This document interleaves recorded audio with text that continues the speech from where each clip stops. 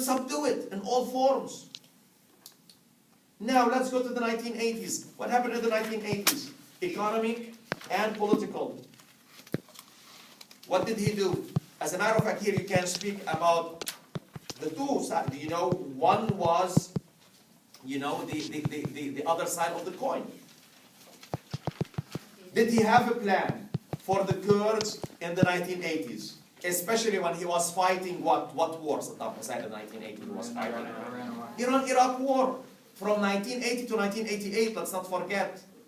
And I told you to read some of my chapters, some of my articles, based on primary sources that I showed you here in class. So what did he do? There was an operation. What was called? Operation Termination. Exactly. He wanted to go ahead and what? Chemical weapons against the Kurds. As a matter of fact, he threw chemical weapons, and mainly his plan was to subdue them once and for all. No economy, no politics, nothing of the sort. He put them, and I showed you the primary sources. You know, he put them in complexes, detention camps. And what kind of punishment he had? What kind of punishment? Collective punishment. I showed you the document. If he really deserted with one rifle, what he would do? Exactly, he will go ahead and arrest the whole family.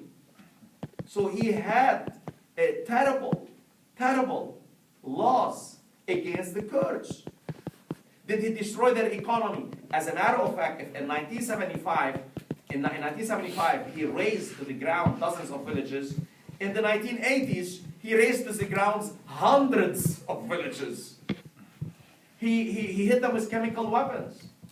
So he had a whole-out plan, a comprehensive plan to subdue the very existence of the Kurds. You are not talking about only political and economic, all existence of the Kurds. Are you okay with that?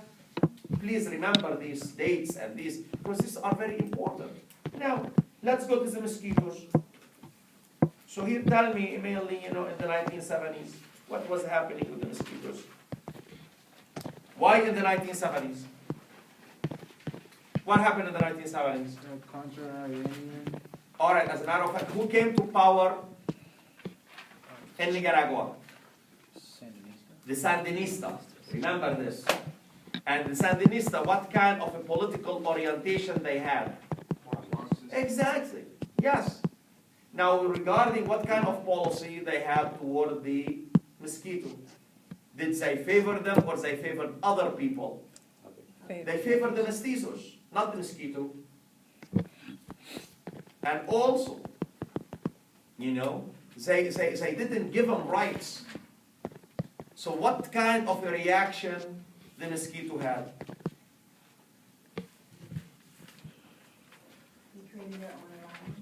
As a matter of fact, they rebelled. They rebelled. Here you have some loss of opportunity, I would say, that denial of autonomy demands, and forcible relocation. What did we do? What did he do when they say forcible relocation? And in Saddam Hussein also you had forcible relocation. What did the government, what did the Sandinista do to the mosquitoes? They were exactly internally displaced or forcibly relocated. 50 miles down the border, down the river, the Coco River, and many of them fled. Are you okay with that? Thank you. Now, let me see here a little bit. Let's go to the Chinese in Malaysia. Tell me Chinese in Malaysia when it comes to the economy. And we spoke about it at length last week. So I don't think, it's possible that we're going to forget it that fast. So please. They created quotas for people that have to be in companies, like 30% of the... Exactly. As a matter of fact, at least 30% should be Malay. Second, state contracts go to who mainly?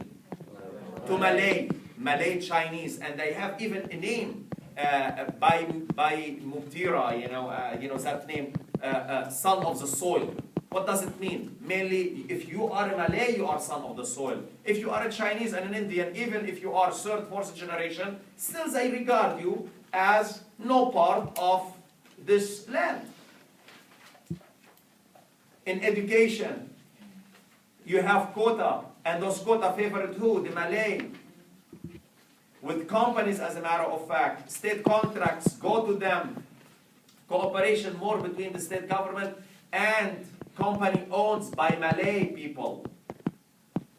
Now, political, what kind of discrimination they had? Didn't have as much power. As a matter of fact, yes. Yes. They didn't share equal rights, political or civic rights. Do you have a Chinese as a prime minister? Do you have a Chinese as the mainstay of UMNO? As a matter of fact, in Malaysia, early on, when UMNO was created, there was a tacit understanding that who is going to be in charge? Who's going to lead the nation? Who? The Malay. Yes. And then you have the economic policy. But this economic policy that was pursued in the 70s and then in the 2000s had a political end to it. It was about what? There was some kind of a policy. After the riots in 1969, what was the objective of the government for them? Social harmony. What does it mean, social harmony? Social harmony is, I said, hey, listen, we have to have harmony among and between the different communities here in Malaysia. And in order for us to have harmony, and since the Chinese and the Indians way up, we have to lift the Malay, so all community would be at the same level. So here what do you have? You have a whole economic policy geared toward what? Favoring the Malay people. So really it was political and economic at the same time. Please don't forget that. Now at the end, now in 2009, 2010, they are pursuing what is called One Malaysia policy. Yes or no? We spoke, but this One Malaysia policy, somehow it's being affected by what? By inertia in the government. Now they speak something nice, but go implement them. Still you have the same discrimination. Because listen to me very carefully. When discrimination is very much embedded in the system, it's very hard to uproot it. It becomes part. And also, there is other thing also now when it comes to discrimination to the Malay, to the Chinese and the Indian, but mainly to the Chinese. The rise of what? The rise of radical Islam, or the Islamization of society. Really, and we spoke about it. You fall in love with a Muslim, you have to convert. He will decide what religion your children they are going to be. Sharia law immediately will be the law that will govern you, not common law like the others. So these are really now, so the more society become Islamized, the more the non-Muslim feel what? They feel more secure or more insecure? More certain or less certain? Uncertain? And uncertain. So please remember these things. Now, the Turks in Germany, what do you think? They face the discrimination like the Chinese or like the mosquito or the others? What do you think? I would say way less discrimination myself, because why? Really, it's a democratic country. It's part of the EU, so you had some discrimination, but you did not have that discrimination. And here you have it, minor discrimination because of social practices. What kind of social practices we spoke about? And I gave you perfect examples. Some of the examples. This is one of them. Yes. To how you slaughter animals, where the muazzin, building mosque, education, support or don't support. Let's not forget. I'm looking forward to having, because the last year I didn't really do my research on Germany. And you know, Europe is moving in such a fast way, I don't know really what's happening. So I'm looking forward to hear him. You know, he's coming from there, and I'm here. And I have so many things to deal with. So the point is, I would like to know if, for example, don't you like to know if Muslims had a corporation status in any land in Germany? It's extremely important, because once you have a corporation status, what this will entitle you? Others. Exactly, money. The government will collect taxes on your behalf. So here, as a matter of fact, I would say yes, minor discrimination. When it comes to political, you know, they don't have this discrimination, but you have attitude. Here, yes, citizenship restraints eased. Still, you still gonna go ahead through a maze to obtain citizenship. And more so, as a matter of fact, because this book was published a few years ago, what did Merkel said? And I put it right there on the board for you, on the screen for you. What did Merkel? I put a speech by Merkel. Oh. Exactly. Where she said multiculturalism has failed. They want assimilation. If you are German living here, we expect you to speak German. If you go there, even we don't want you to speak broken German. You know, I don't know, thank God I wasn't born there. With my accent, I would say, my God, living here 25 years and you still have an accent, you are not a German. Citizenship denied. Hey, listen, you never know. Never know, so thank you God, I'm here. I'm not saying anything bad about the Germany, you know, I like Germany, I like to visit Germany. But listen, you know, if you're going to speak broken German and you go there, it's difficult. So you have all this attitude. And let's not forget also, you have neo-Nazi there also. And it's not like directed against Muslims, directed against all foreigners. Against all foreigners. Are you okay with that? Am I refreshing your memory a little bit? Please, I want your memory to be as fresh and as strong as possible. Now, let's go speak a little bit about group identity. Because group identity, these are together, group identity and group cohesion. Why we speak about them? Because the stronger your group identity, the stronger you are in taking action, acting in unison, making your voice heard. The weakest your group identity and group cohesion, the weaker you are. Yes or no? And this is extremely important for ethnic mobilization. Yes or no? Yes or no? Yes, thank you. So let's take a look at the Kurds. And here you have it. You can read it and tell me about it. What do you think about, and here I'm going to combine the two, the group identity and the group cohesion of the Kurds. Historically, tell me. When it was weak and when became strong. Please. It was weak during the Ottoman Empire, Okay. and it grew strong, especially when there was persecution. Okay. Yep. All right, I agree with that. Give me some dates. Give me some examples. Like in the when the Ottoman Empire fell in 1917, it was relatively weak. They wanted autonomy. All right. And so, like particularly in the 70s. So when 70s. we rebelled. 70s group Very strong. group identity. Okay, when they rebelled, exactly. And then really from that time, I'd say it's been pretty All right. strong. And in the 1980s also group 1980s, identity right. also. But also let's not forget in the 1990s, what happened in the 1990s? When they had their really autonomy, before the US invasion, when you had the no-fly zone, what happened? This is where the nuances come. Did they go ahead and have nice, table, promenades, sitting, back door, barbecuing, shish kebab, shish kawou, or they go ahead and, PUK, KDP. yes, and what did they do to each other? Like, they started fighting. Exactly, they fought for a couple of years, terrible fighting.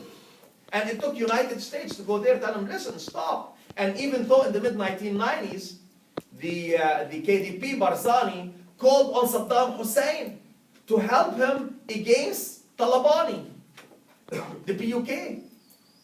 And in the process, they, whatever we had stationed there for intelligence, they were all destroyed.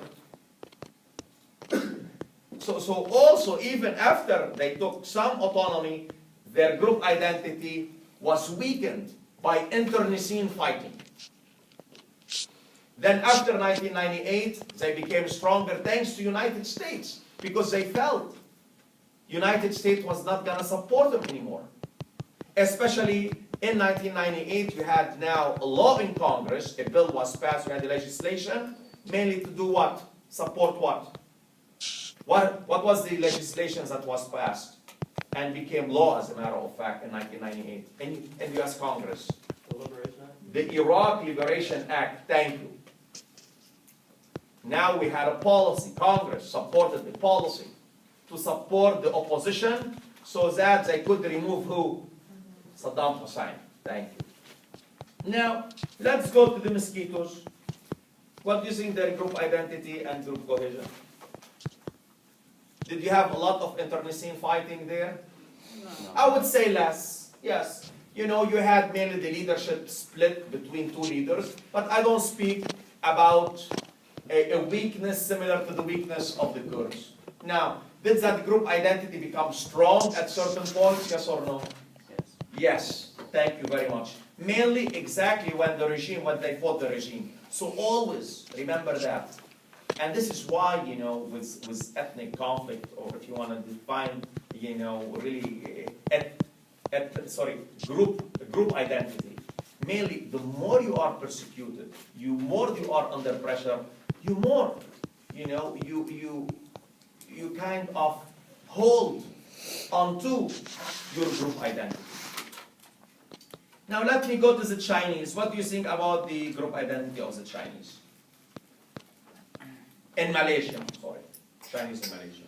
What do you think? You can read it and tell me one. Not strong, Yeah, not strong one. because they weren't, well, some were Catholic or Christian, they weren't united. Okay, all right. I would say partly, but you have some other reason as well. Please, I'll take it to share. Even in China, Chinese people are Chinese, they break themselves down into ethnic groups, so they don't have a social cohesion when they cross the border.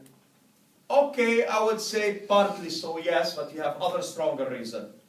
I think part of the reason that it's not as powerful is because no one's really dying out there like they were with the mosquitoes and the Kurds. Okay, And it's a plus good they have point too. Singapore next door, so they can just go right down. to It's a good point. As a matter of fact, you don't have people holding guns to their head. Yes or no? Really, it boils down to it. But you have also another thing also. We spoke about it last week.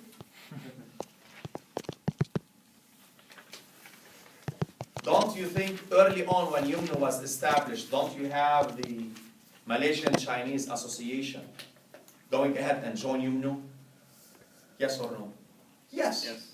And once they joined UMNO, didn't you have a tacit understanding that the Malays are going to be the leader of the nation? Did they stay in UMNO, yes or no? Yeah. Yes. Even when you have the communist riots in 1969, did the Chinese, this party, did it stay also in UMNO, yes or no? Are they still in UMNO today, yes or no? Yeah. Yes. Do you have a communist party, or you have another party that now does not really see eye to eye with the Chinese Malaysian Association, yes or no? Yes. So you have some partisan political divisions. You have a group of Chinese, the strongest party, has always worked with the government. It is part of the largest and the strongest political party. Yes or no? Yeah. Yes. Now we can say that this party is losing ground as some Chinese are not happy and they would like to see change. And I spoke about it. But also, there are certain warnings. Be careful. Don't shoot yourself in the foot. Why? Because if you don't vote for that party, if that party is no longer part of UMNO, what you are going to happen? What may happen? Mainly, those conservatives in UMNO, they might go ahead and put more pressure on the Chinese. Really. So it's a possibility. So here they have to walk a very delicate line. Are you okay with me, all of you over there? Yes? Thank you. Now, Turks in Germany, what do you think about their group identity and group cohesion? What do you think? Strong or weak or? Huh? Why strong? I don't know. Strong. Why? Why strong? Well, I mean, the Muslim culture is kind of like close-knit in that sense, and they were equally being persecuted because they wanted to bring their families over and things like that. All right. Okay. Well, he said about the Muslim. Partly, you will feel that he's taking sense, but I would argue otherwise. The Turks in Germany, they are mainly what? Kurds. Do you think the Kurds and the Turks, they might get along, but do you think there are certain differences? Yes. Yes, you have. And you have issues, because the Kurds in Turkey, they feel they are not treated right by the Turkish government. And also, as a matter of fact, you don't have only Sunni. You have Sunni, you have Alevi also as well, and as I spoke to you. So you have difference in ethnicity and difference in what? In denomination. I don't want to lose you. I don't want to lose you. Yes or no? A Sunni is an Orthodox. An Alevi is considered, mainly as, by the Orthodox, as unorthodox. So yes, you have those differences. But also, you are living in Germany. So despite the fact, yes, you are going to have strong bonds, but do you think Germany or any Western nation, it's going to work mainly to whittle away at those strong bonds, yes or no? Yeah. Yes. Yes. So I would say myself, I would say, largely speaking, it's weak. It's weak. Now, let me see here. Type of political government, type of political environment. Now the Kurds, they were living under what political environment? Here they say authoritarian. As a matter of fact, I would say totalitarian. Yeah. What's the difference between authoritarian and totalitarian? Do you know what's the difference? I think, Sorry. I think totalitarian wants to control the thoughts of its people, not just Sorry? the actions. Totalitarian Exactly. wants to control the It's thoughts. a Stalinist way. Yeah. Complete control. So mainly you don't have room. Social room, intellectual room, economic room, political, there is no room. This is it. You go by what the regime really feels. Authoritarian, you have an authoritarian ruler, but you have certain room. Mainly not political, intellectual, in the economy a little bit.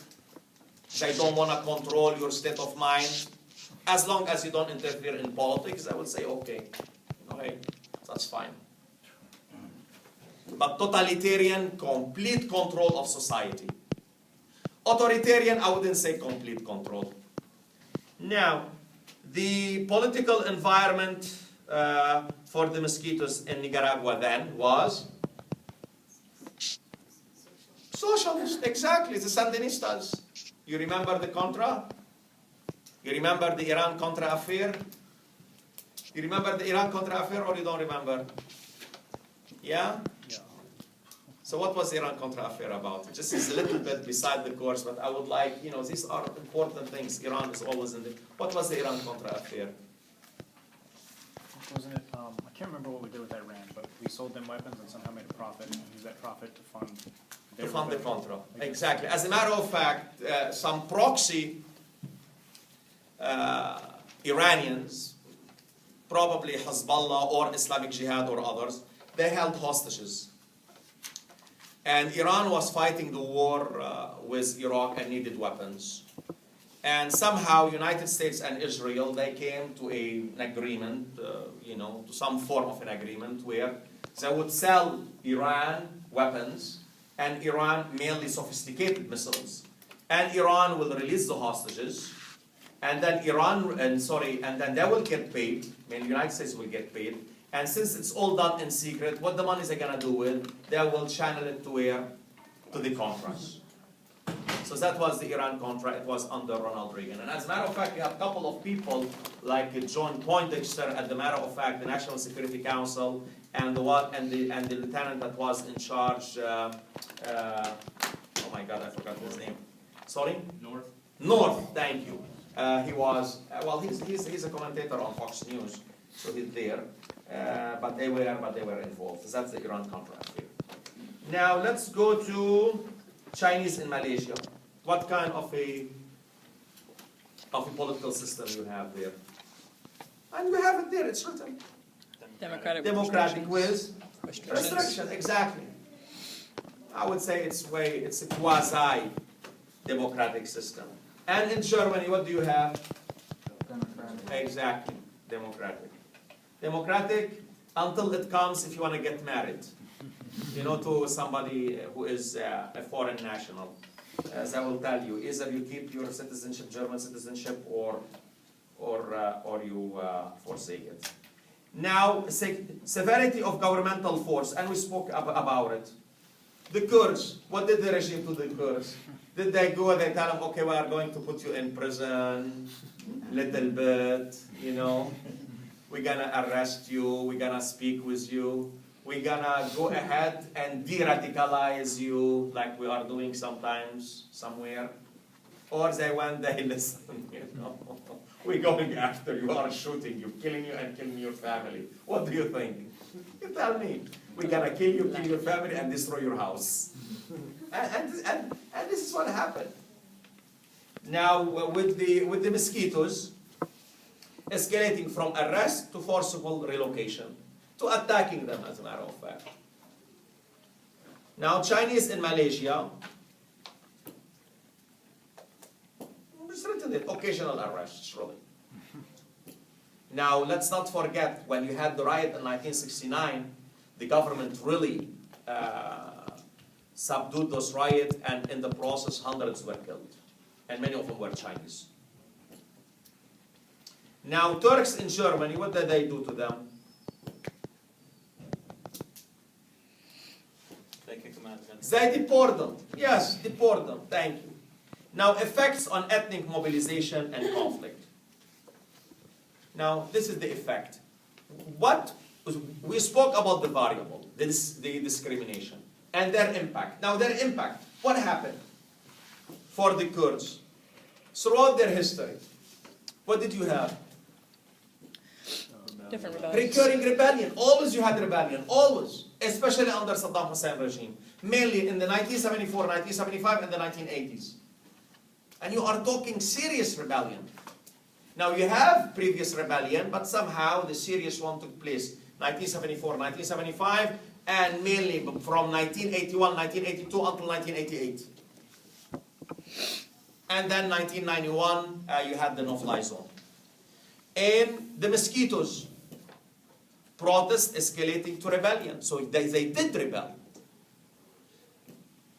What campaign was launched by Stedman Faggot? Red Christmas? Very good, Chad. The Christmas campaign, the Red Christmas campaign. Thank you, very good.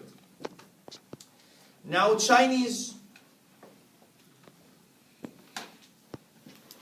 what do you think the effect?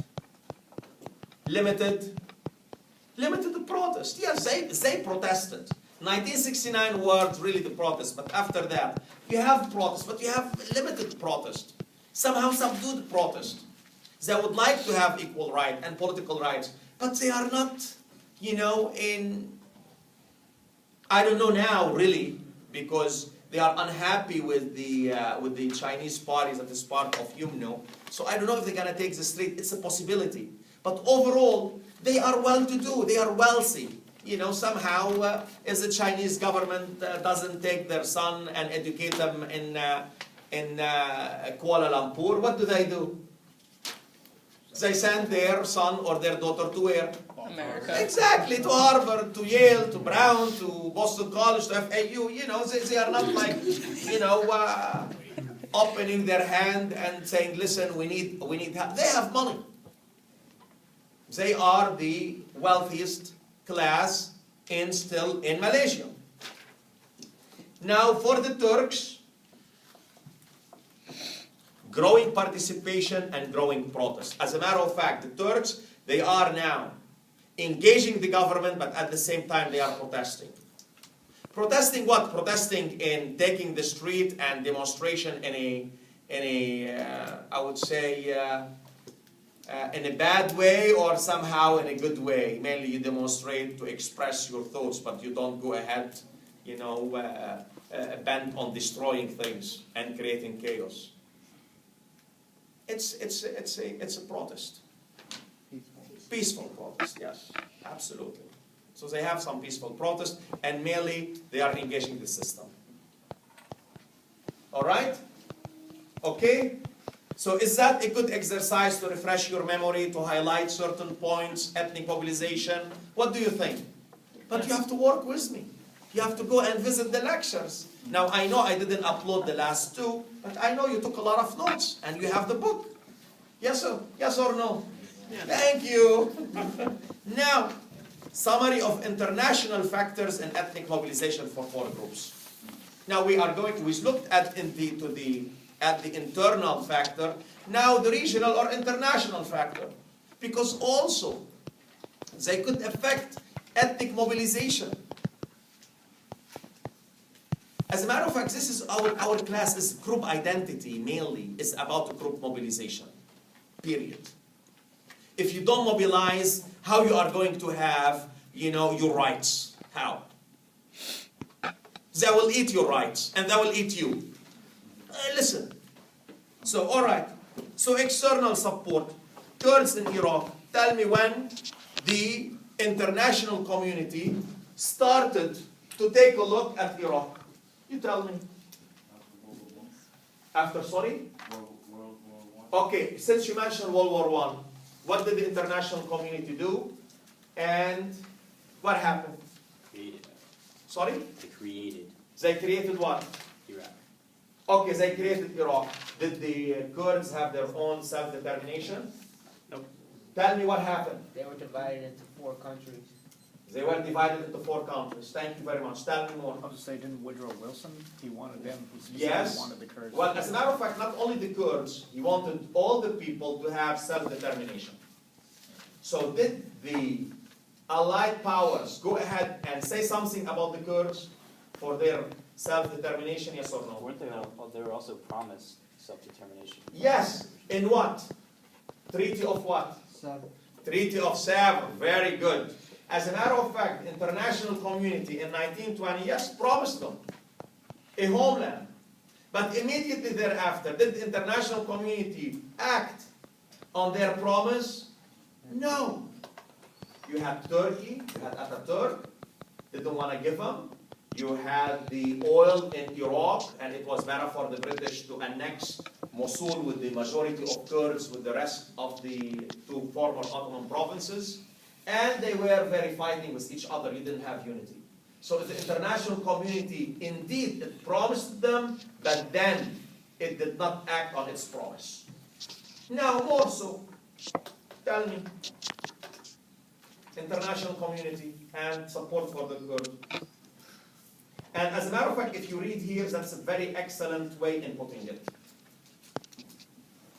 Really, read it. Limited and dependent upon shifts in regional and international alignments. They hit it right at the nose, right on mark. Now, did you see during the 1974, 1975 when villages were being razed and burned, did we see a lot of people rushing, holding signs, and German, Japanese say, no, we can't allow it, what is this? No. Or, well, tell me. No. Yes or no? No. Now in the 1980s, even with chemical weapons hit at them, do you think a rush of people with a lot of adrenaline running the streets, saying, hey, listen, holding signs, save the Kurds? No. Yes or no? I would say some here and there, and I would say some Human Rights Watch and some NGO wrote and spoke about the Kurds. But there was no international action to support the Kurds. Really. chemical weapons were thrown at them. Now what happened that immediately then you have a shift. When what? When Saddam Hussein went into the country south with them. As a matter of fact, when Saddam Hussein went into Kuwait, immediately, Saddam Hussein became what? Non grata person. It's not welcome in our club. Period. Already we have reservation, now Saddam Hussein, no good. No good no more. Nada. Nada? Is this nada or nada? No. Nada.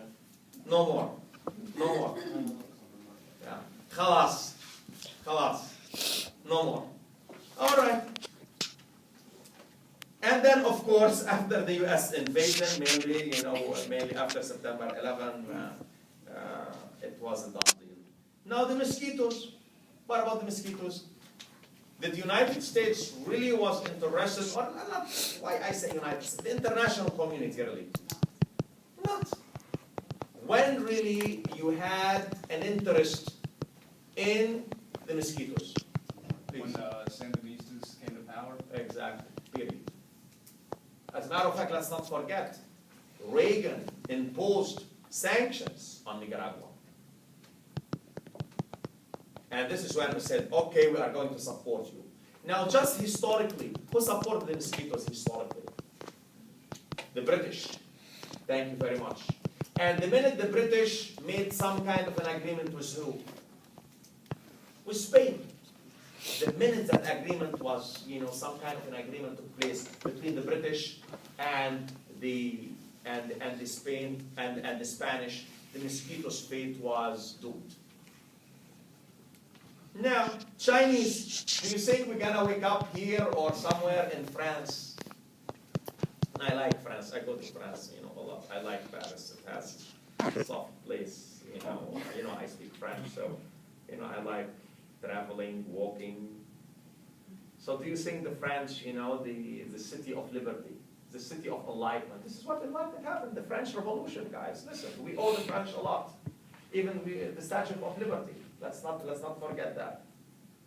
So do you think even the French, who are at the forefront, advocate of liberty, they went, hey, listen, I want to stop eating my cheese today. I'm going to stop drinking my Chateauneuf de Pape, and I'm going to go ahead and support the Chinese, the Malaysian Chinese cause. Did they do that?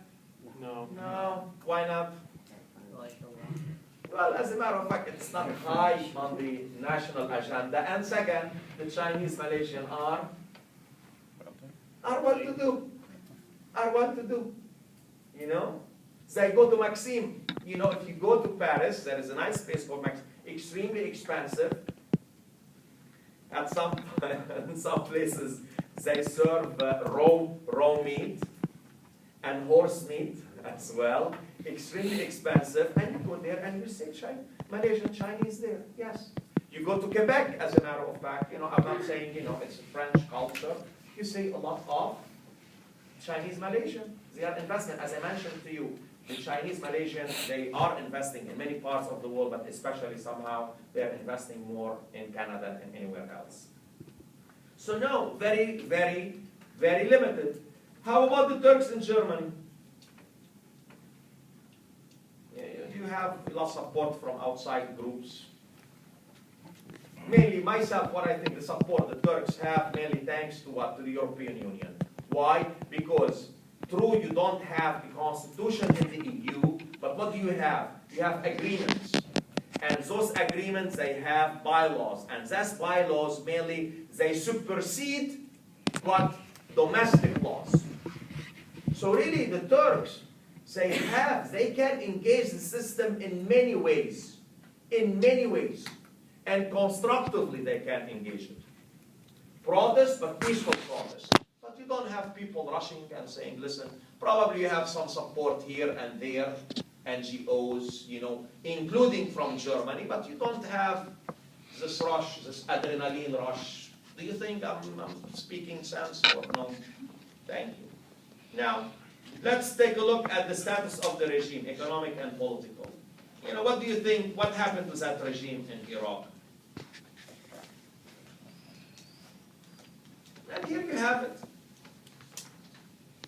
Because it affected us, how we look at this ethnic minority. It's all related. So at one time, the regime, we were not happy with the regime, but it was not the Paria, it was not a rogue state. The minute it went into Kuwait, it became what? A rogue state. The way we perceive rogue state is a rogue state or a Paria state, it's way different than we see other nations.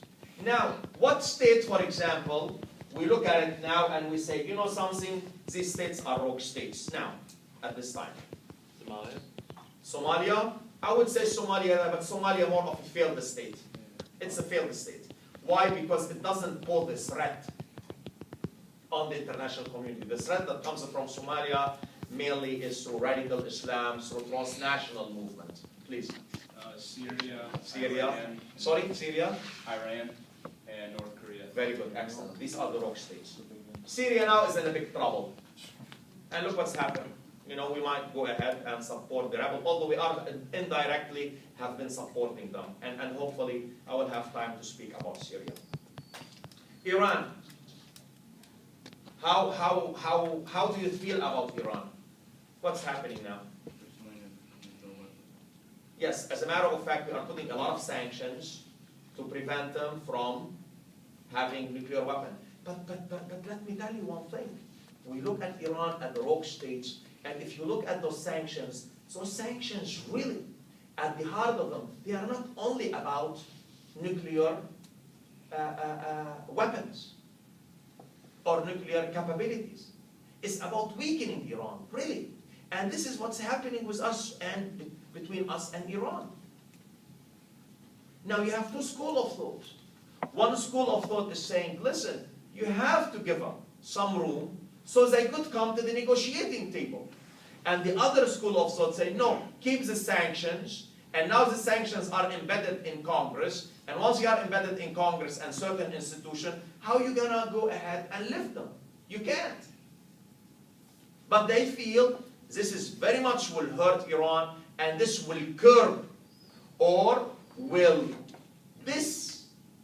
give this incentive to Iran to go ahead and pursue any nuclear capability. And this is something needs to be questioned.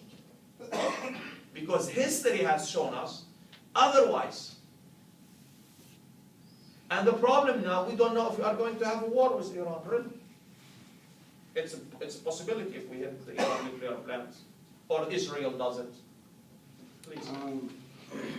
On the sanctions on Iran, don't you think that to a certain extent now that they're protesting the money, because the money is divided so much because of sanctions, don't you think that it's so much easier? I mean, Iran has a history of just literally blaming the West for everything, and this is something... Well, they have a history, yes.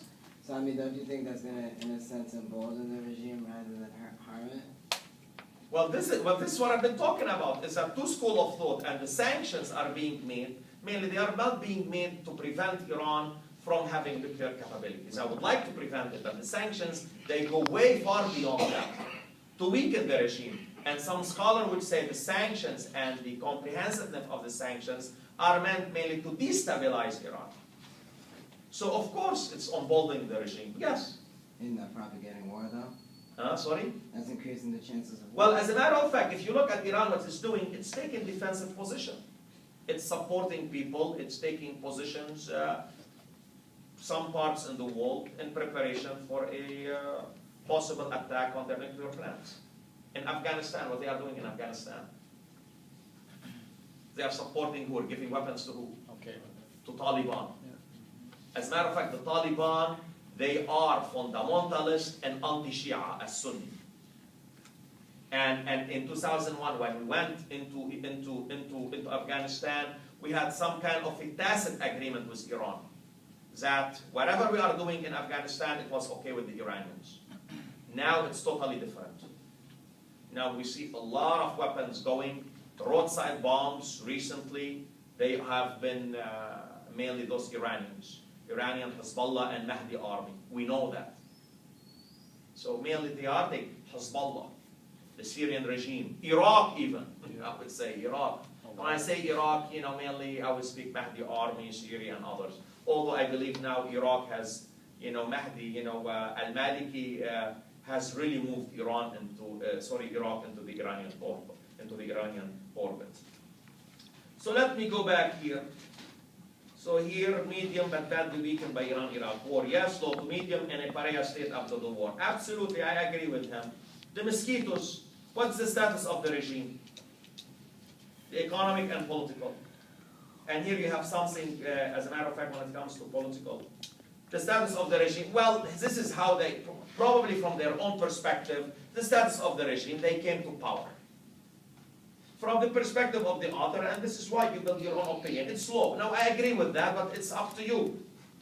Now here, when it comes to political law, because U.S. opposition outweighed support from socialist states. Once United States imposed sanctions on Nicaragua, as a matter of fact, Soviets' help to Nicaragua paled in comparison to what United States was doing. Okay?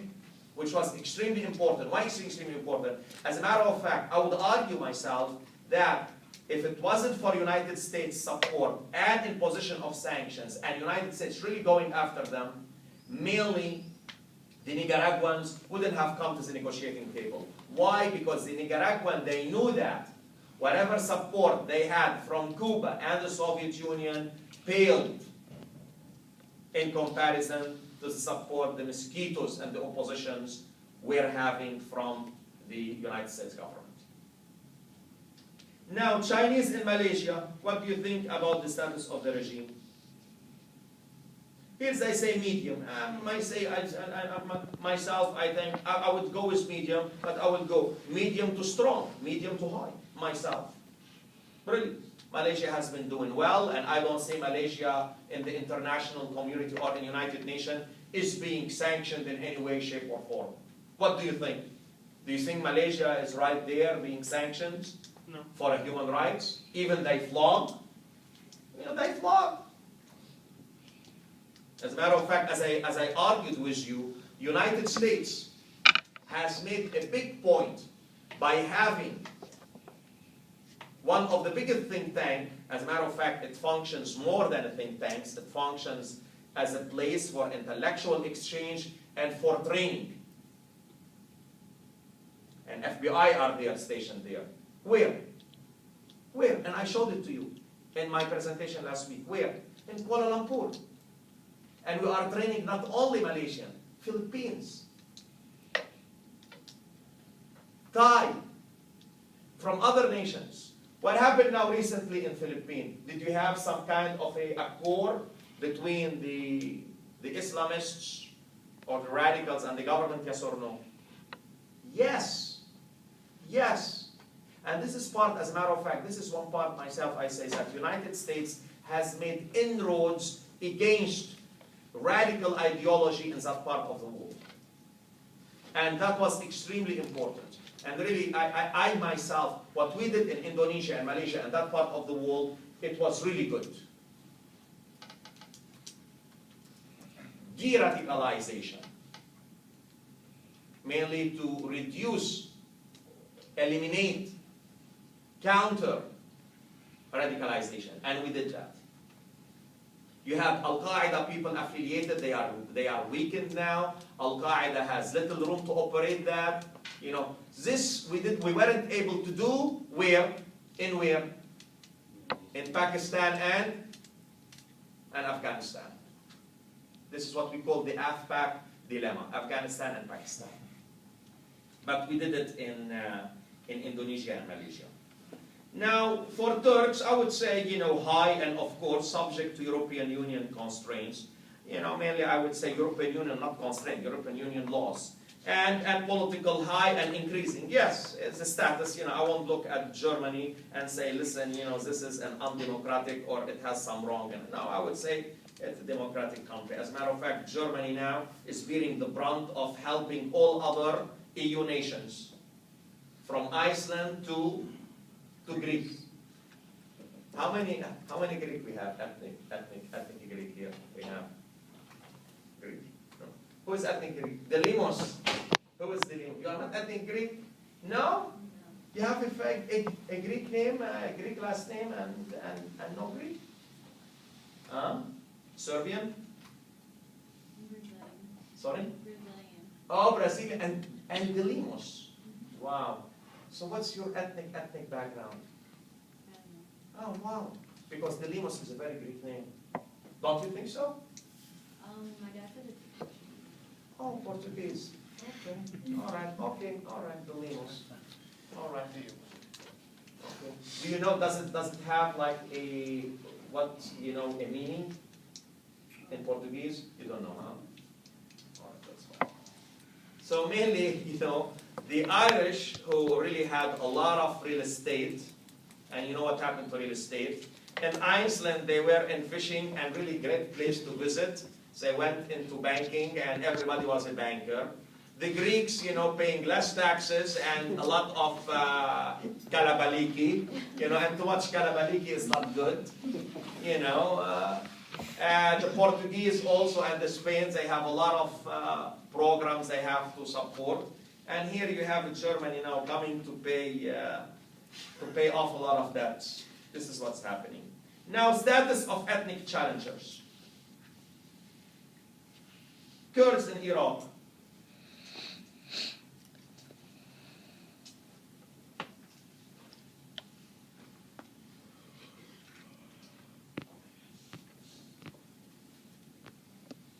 Tell me, read it. Low before Gulf War, higher after the war because of strategic and humanitarian concern. Do you agree with that? Yes, really. We spoke about it really now. This is status. We don't need to speak about it much now. With the mosquitoes, very low before and after the Contra War, higher during the war because of US support. Absolutely right. Chinese in Malaysia, none, because they are not recognized as challenges outside Malaysia. Yes. You are not going to go and say, listen, these are ethnic people challenging the government. Let's go ahead and see what we can do for them. Turks in Germany, low to medium because of European Union and international concern. And I totally agree with that. Was that helpful, this exercise, yes or no? Yes. Yes, thank you. Did that refresh your memory, yes or no? Yes. Yes. Now we're going to discuss other things. Ethnic conflict. We're going to open now the floor for discussion and questions. Ask me. Jesus Christ, man. I need a table. I make sure I get you one next time. Oh, thank you, Schumann. Thank you, Schumann. Thank you, sir. Thank you, Schumann. Thank you. All right, tell me now. What's happening in the world now today? A lot of things happening in the world. In Syria. Talk about Syria. Well, Syria and other than Syria. Yes, Syria is in the news. They're attacking Turkey now. In Turkey, Syria and Turkey now. So what do you think? I have a question for you. Yes. Left of it. They